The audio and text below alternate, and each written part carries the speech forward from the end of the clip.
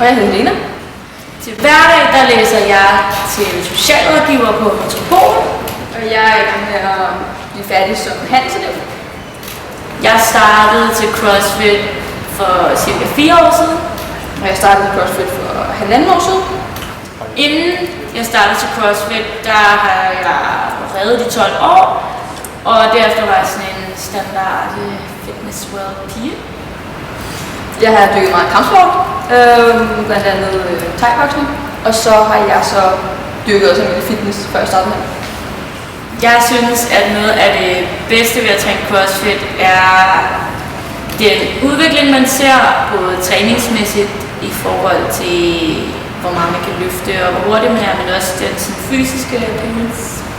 Jeg synes også, der er en rigtig fed team spirit, når vi træner. Og det gør også helt klart, at man kan fejre sin succes med andre mennesker. Så det bliver sådan et stort team samtidig, når vi træner. Jeg træner 7-9 gange om ugen. Og det mest motiverende er klart den struktur og det fede udstyr og sådan, der bliver gjort hernede i CrossFit 2400.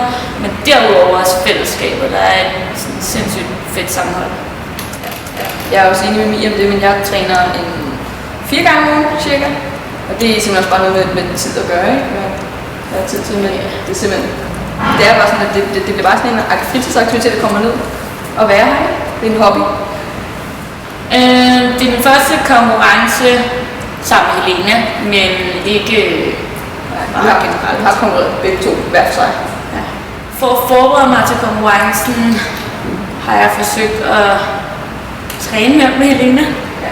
Ligesom for at matche vores styrker og svagheder. Og så bare generelt altså øge intensiteten lidt i cardioen og sådan prøve at matche niveauet, vi skal hen til. Ja. Så vi er jo så heldigt til den her konkurrence, at eventsene er blevet lagt ud før tid, så vi kunne køre nogle af dem igennem også bare for at se, hvad der fungerer bedst for os. Og spise masser af mad. Min styrke, det må nok være min styrke i forhold til min vægt, og så mit bararbejde. Sådan lidt sådan det gymnastiske. Styrker. Jeg ved ikke, jeg synes det er rigtig svært at vurdere, hvad man er sådan rigtig god til, før man egentlig sådan har måske konkurreret. Fordi man lærer rigtig meget om sig selv og finder rigtig hurtigt ud af, hvad man er god til og hvad man ikke er særlig god til. For eksempel jeg har fundet ud af, altså meget om sådan med burpees og løb. Det er meget høj intensitet og meget høj cardio, det fungerer ikke så godt. Min største svaghed er klart olympisk vægtløftning. Jeg synes det er sindssygt svært på grund af sådan mobilitet og kunne følge med i eller sådan løft, man skal gribe i bundposition. Altså i squat. Det synes jeg sgu, det er udfordrende. Tak tid. Jeg synes, der er meget til en teknik, man støder på et eller andet tid, måske ikke lige til en skadekonkurrence generelt, at jo mere man træner, jo nyere ting kommer der, og så bliver man hele tiden skal lære noget nyt, og det er som om, at altså, man kan blive med at bygge på, og det er både fedt, men det kan også godt være altså, meget frustrerende i gang med noget, der lige fungerer, ikke? Min forventning til konkurrencen er, at vi i hvert fald kommer i finalen. Vi har sådan forudsætningerne for at klare os rimelig godt. Det gælder bare lige om at lave en gameplan, der ligesom er nogenlunde at kunne holde sig til. Altså jeg har også nogle af de samme forventninger. Jeg tror bare, mine forventninger...